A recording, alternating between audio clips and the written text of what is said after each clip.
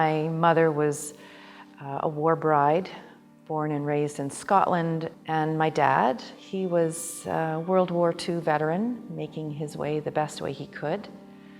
Unfortunately, alcoholism got him, and I got a lot of verbal and physical abuse. And so that was kind of what I was used to growing up.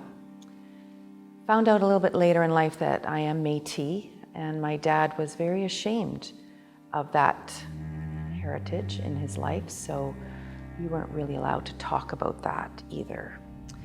So there was a lot of stuff going on in our family. So what I did to cope, how most little girls do, is they look for love somewhere. If I can't get it from daddy, I got to get it from somewhere. The first young man, he was 18 and a recovering alcoholic at 18. I really didn't know what was happening on that date, but he knew what was happening on that date. I kept saying no, and he did not listen to my no. So I was date raped.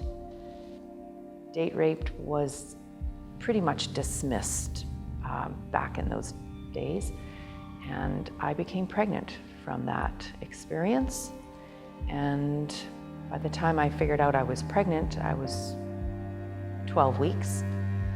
And the 3 doctors that signed off on my abortion all agreed that I was depressed, and that's why they signed off.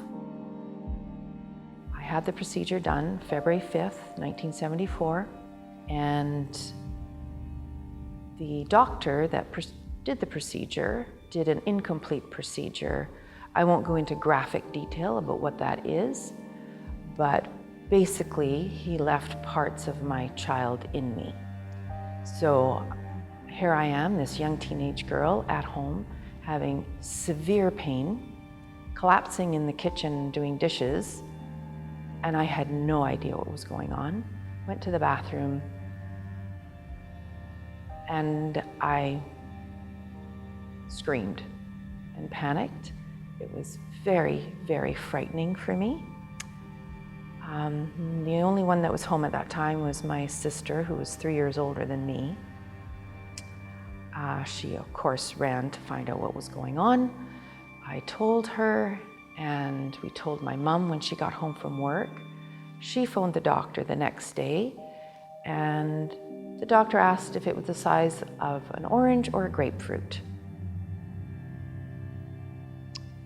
And he dismissed it and said it was no big deal, and said, I don't need to see her, it'll be fine.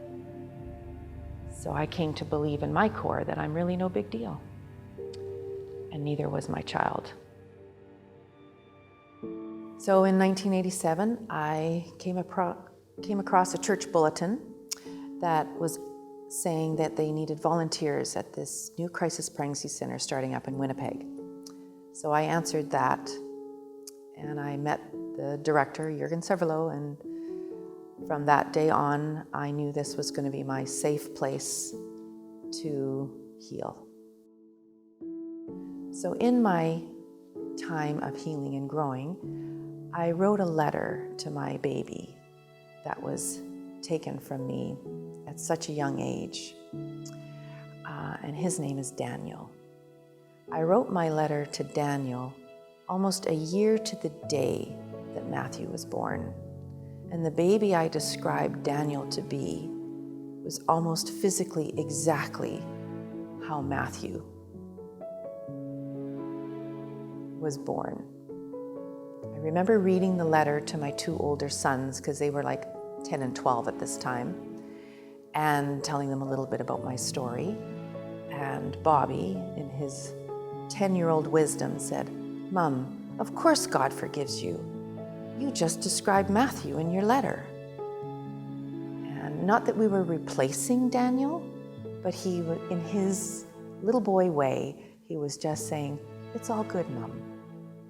And it is.